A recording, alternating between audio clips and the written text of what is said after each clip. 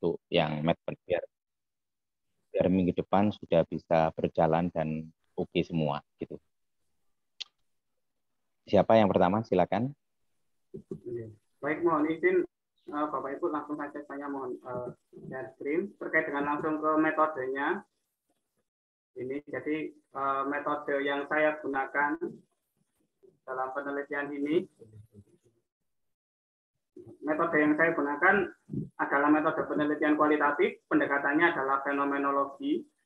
Sumber data dalam penelitian saya adalah kumpulan fiksi mini berjudul sejuta milimeter dari corona. Kemudian data dalam penelitian ini dianalisis menggunakan perangkat Voyant Tools untuk melihat seringnya atau banyaknya kata-kata yang muncul.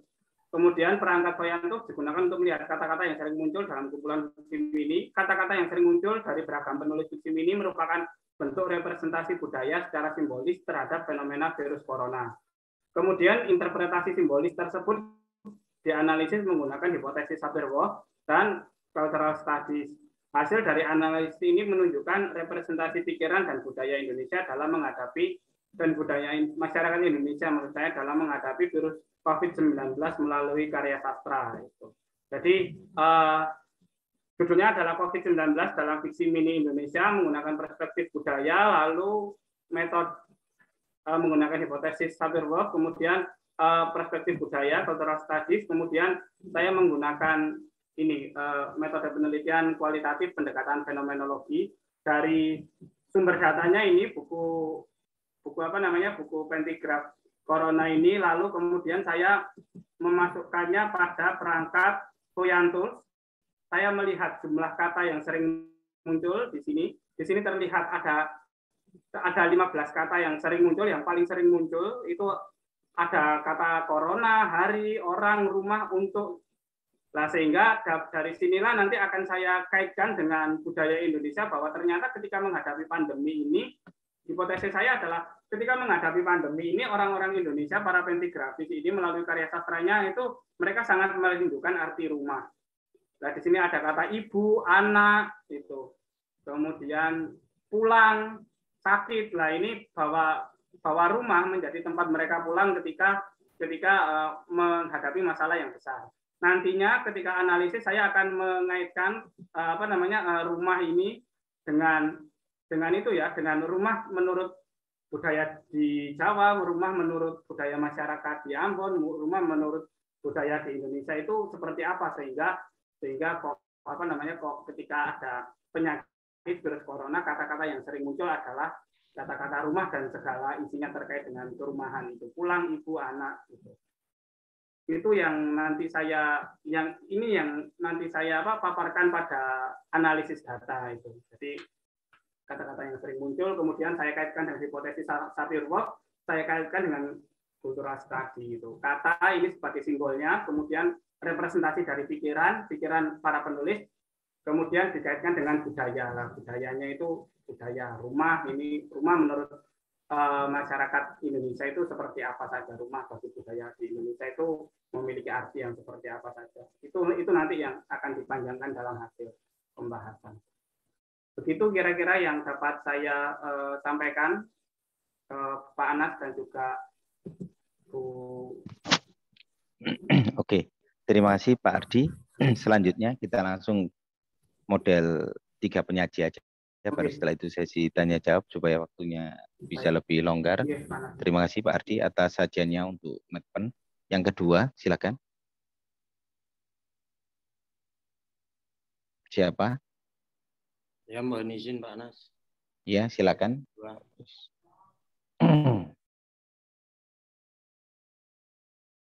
Ya, jadi untuk rancangan di penelitian saya di medpennya, ini saya menggunakan pendekatan sosiologi sastra ya. Kalau penelitiannya jadi penelitian kualitatif. Kemudian untuk objek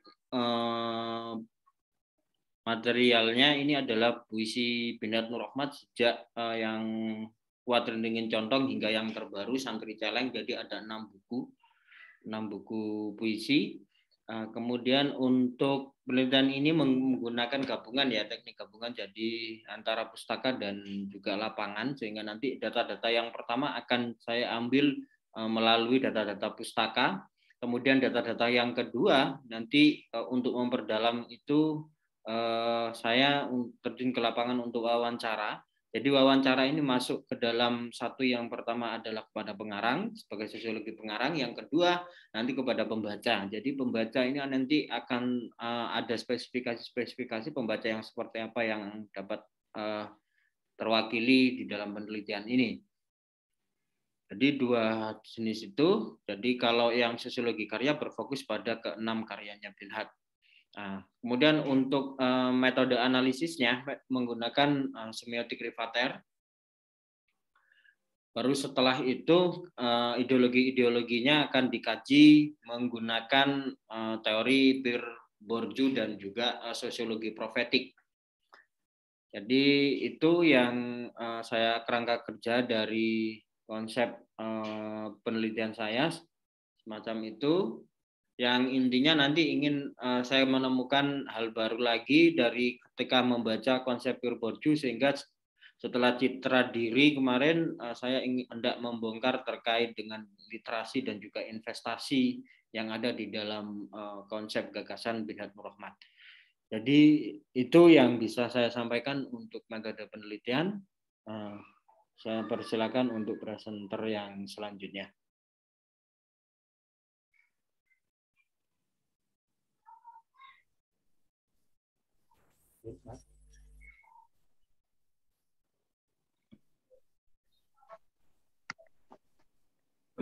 Iya, betul. Baik, terima kasih. Selanjutnya. Terima kasih Mas Fatoni atas sajiannya. Silakan Mas Enkin. Terima kasih Pak Anas. Selanjutnya terkait dengan metode, ini yang saya gunakan adalah pendekatan etnografi dengan langkah-langkah seperti berikut. Yang pertama nanti adalah menentukan setting, kemudian menentukan informan, kemudian teknik pengumpulan datanya melalui ada rekaman cerita, kemudian pengamatan, wawancara, dan pengalaman seorang, yaitu dari tokoh atau ketua kelompok Santena tersebut. Kemudian saya seleksi datanya, kemudian keabsahan data, ada proses transisi, kemudian teknik terjemahan, dan sampai ke analisis data. Dan analisis data ini saya menggunakan teori realism magic yang meliputi the irreducible element, the phenomenal world, merging realms, the unfolding depth, dan destruction of time, space, and identity. Ini untuk metode yang saya gunakan. Terima kasih. Saya kembalikan lagi.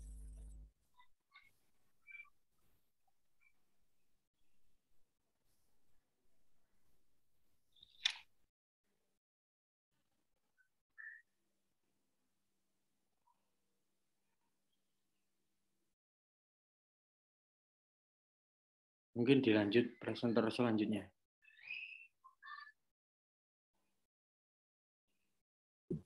Tadi kalian ya. Ya, Mas Adi silakan. Lanjut saja ya Mas. Baik. Baik, terima kasih. Saya akan memaparkan bagian methods dari perancangan artikel saya. Mohon izin untuk share screen.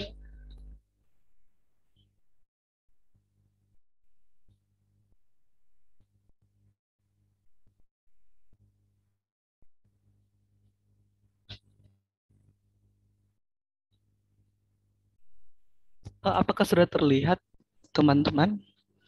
Sudah, Mas. Baik, terima kasih Mas Fatoni. Pada bagian methods di sini saya akan mengumpulkan data untuk mystical stories atau cerita mistiknya tersebut yang ada di destinasi wisata Kelam yang ada di Gua Jepang di 2 lokasi, di Kota Manado salah satunya, dan salah satunya lagi ada di daerah Kawangkoan Minahasa, itu di mana akan menggunakan teknik pengumpulan data literature study, research design, atau studi pustaka. Kemudian saya kolaborasikan dengan teknik pengumpulan data content analysis atau analisis isi. untuk menganalisis cerita mistis yang ada yang ditemukan dari dua tempat tersebut. Untuk landasannya, untuk saya menggunakan literature study tersebut untuk mengumpulkan data, teknik pengumpulan data, karena yang akan dikumpulkan jadi tadi referensinya bisa melalui buku, literatur, kemudian catatan-catatan, dan juga beberapa laporan yang related dengan permasalahan penelitian atau temuan penelitian. Kemudian peneliti juga nanti akan menggunakan ini tadi salah satunya untuk referensinya diambil dari buku, artikel, kemudian jurnal, newspaper, koran, dan juga informasi dari berita online yang disiarkan melalui platform YouTube. Kemudian ditambahkan juga nanti dengan teknik pengumpulan data dengan menggunakan content analysis designs yang saya ambil dari buku Krippendorff, di mana beliau menulis buku tentang content analysis and introduction to its methodology dari Klaus Krippendorff dari University of Pennsylvania, United States. Untuk gambarannya nanti seperti ini. Jadi dari teks kemudian diambil untuk content analisisnya, dilakukan proses inferensi, kemudian nanti akan diambil jawabannya. Ini sekilas untuk beberapa langkah-langkahnya yang akan dilakukan terkait unitizing atau membagi dalam unit-unit dari cerita tersebut yang ada, yang didapatkan, kemudian menentukan samplingnya, coding, kemudian reduksi data, dan yang terakhir adalah narrating the answer, buat narasi dari cerita tersebut untuk menjawab daripada research question-nya. Seperti itu. Ini gambarannya dari bagian metode saya. Terima Baik, kasih. terima kasih, bisa Mas kamu. Oke. Langsung aja selanjutnya. Sepertinya terpental. Kembali. Bu Elsa, terpental. silakan. Elsa terpental. Oh, terpental. Oke, baik. Mungkin ada masukan dari teman-teman sekalian, silakan. Mungkin masukan untuk Pak Ardi, Pak Tony, Pak Engkin, atau Pak Kamumu, silakan.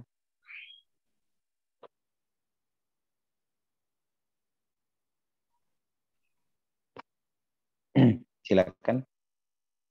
Kalau mau memberikan masukan atau langsung saja, atau monggo Pak Fatoni kelihatannya. Langsung saja Pak. Kita fokus dengan tulisan masing-masing ini. Oke. Terus baik. Untuk yang meten ini, kata kuncinya ya pertama kita arahnya pada metode yang berbau kualitatif, misalnya kualitatif ya. Jadi nanti kualitasnya dijelaskan apakah ini bisa mengacu pada Creswell, Saldana, pada si Botgan, pada si siapa lagi ya. Jadi misalnya saja ada si Robert, si siapa. Itu yang pertama. Yang kedua, pada kualitatif ini kita cari yang referensi yang mengarah pada sastra. Jadi misal buku-buku yang memang judulnya dari metodologi penelitian kualitatif riset terkait dengan literatur, bukan yang terkait dengan kesehatan, terkait dengan antropologi, religi, dan yang lain. Tapi yang memang arahnya pada kualitatif riset yang terkait dengan sastra. Karena sekarang sudah banyak. Yang kedua, kaitannya dengan sumber data. Jadi sumber datanya nanti juga harus jelas apakah ini kategori novel, cerpen, puisi, drama. Itu dijelaskan ada berapa. Nah, standar biasanya untuk kajian ya ada 2, bisa ya 1 juga boleh, silakan.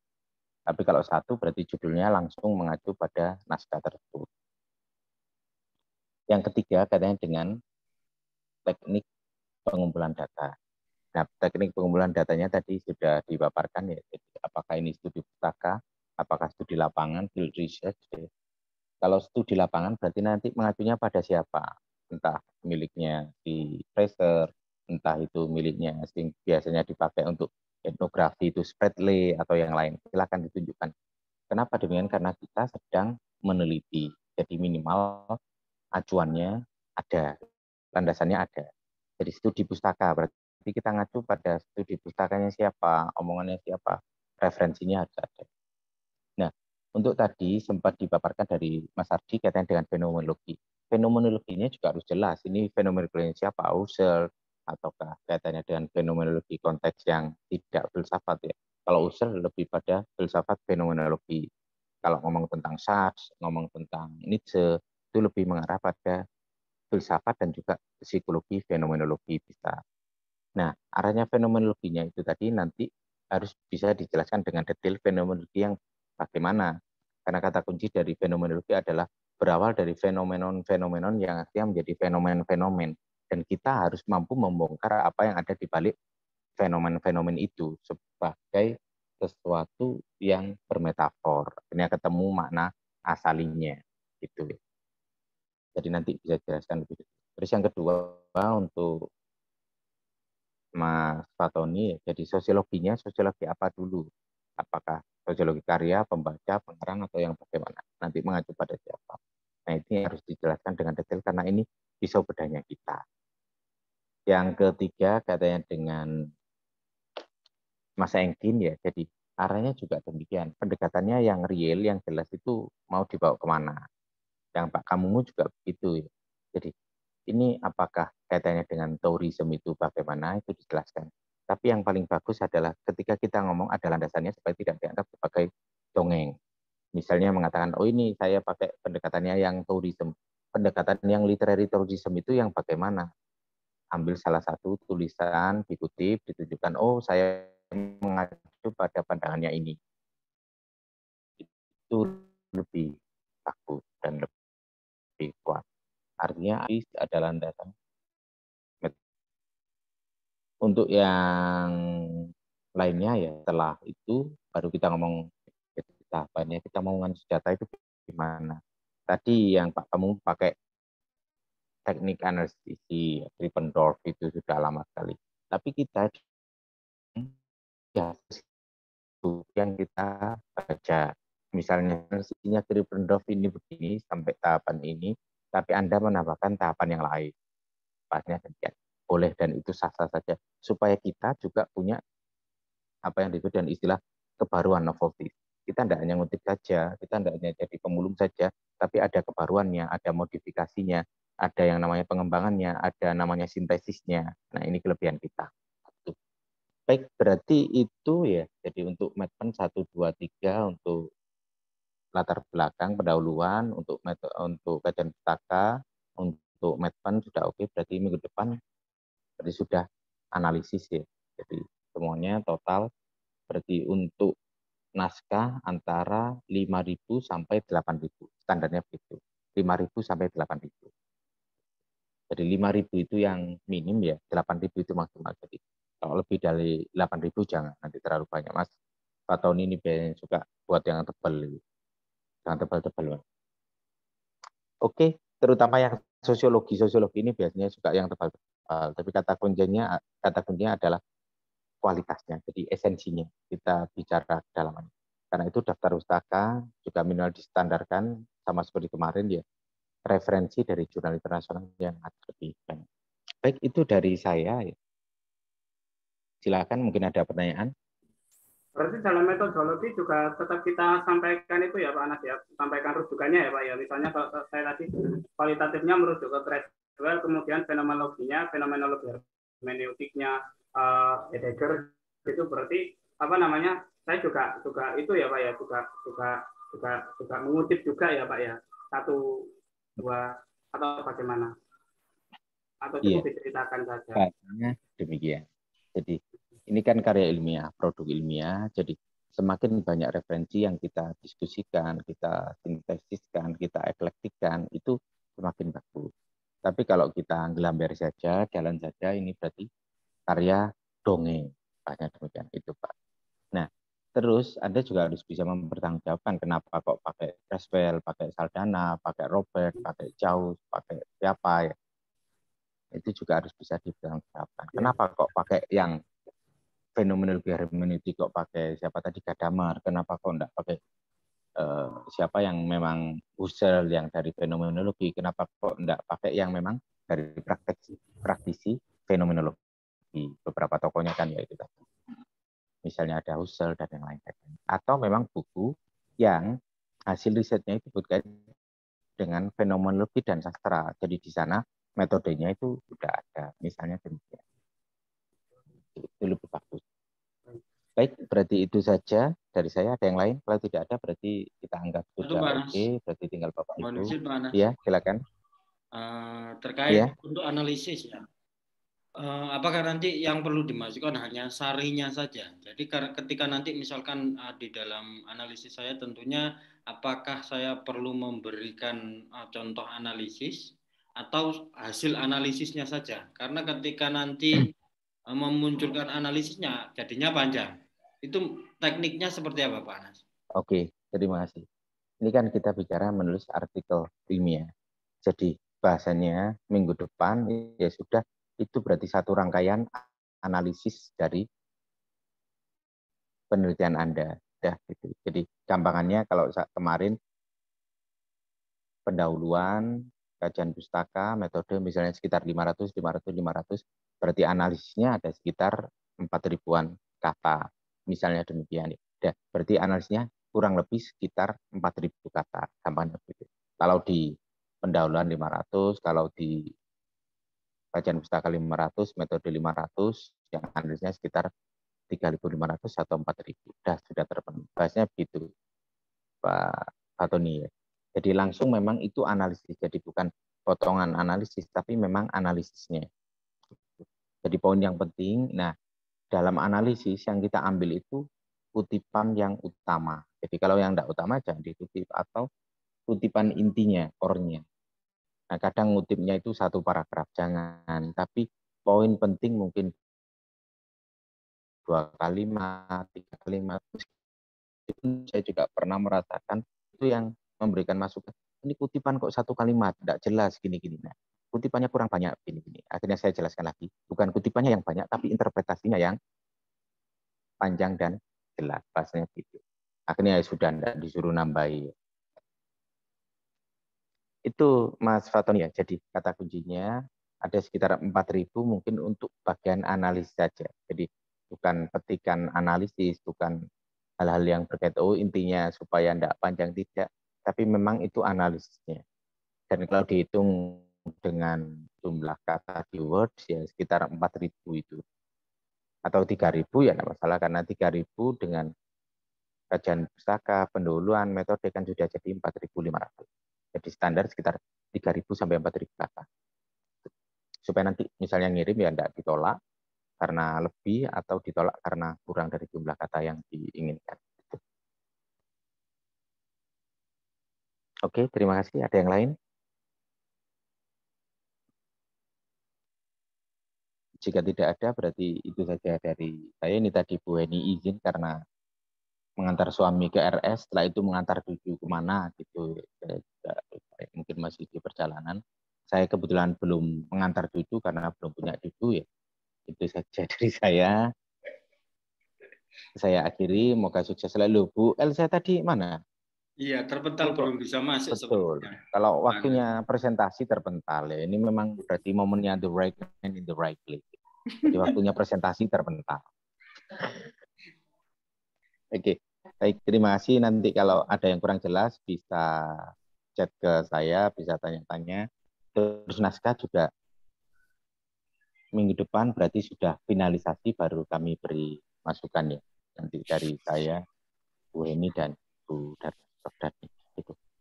Baik, terima kasih. Itu dari saya. Moga sukses selalu, moga sehat selalu, selamat menjalankan ibadah puasa. Bagi yang menjalankan, bagi yang tidak menjalankan ya tidak apa-apa. Selamat makan siang, Mas Ardi dan apa itu. Baik, saya akhiri. Assalamualaikum warahmatullahi wabarakatuh. Sampai jumpa minggu depan. Pak, selalu